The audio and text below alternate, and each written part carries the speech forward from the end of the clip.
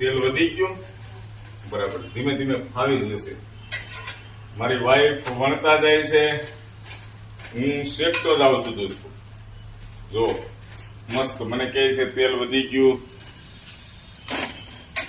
મસ્ત બનાવવું જો એકદમ સરસ મજાના થેપલા. નજર કરો દોસ્તો, મેથી વાળા થેપલા, મજા આવશે. ભાઈબંધ મિત્રો, હું તો તમને વારે વારે કહું છું મારા ઘરે હું શું જમું છું. તમે પણ મને કહેતા રહ્યો તમારા ઘરે આજે શું રસોઈમાં તમે એલા લે. મારી વાઈફ મારી લાઈફની હીરો છે, પણ ક્યારેક જ વિલન બની જાય છે. હલો, ગરમા ગરમ થેપલા ખાવા આવો. પેલા બળી જા. કામ વધારે છે ગયો તો. પણ જો આમાં તળવામાં હું સોરી શેકવામાં કઈ અઘરું નથી. આમ જો આ રીતના એકવાર પલટી મારી થોડી વાર રહેવા દેવાનું. પણ આ લોકો બોલ કરે ને એમાં આપણને ભૂલાઈ જાય.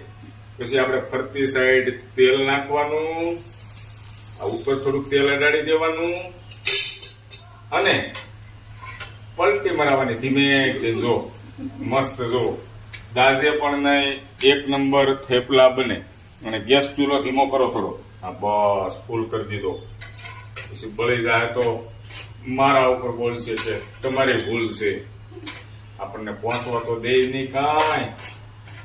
તો મસ્ત થેપલા અને દહીં વાળુમાં લેવાનું છે દોસ્તો. મેં કીધું થોડીક હેલ્પ કરાવું એમ. એકલા વણ્યા છે તો હું પલટી મરાવું. બસ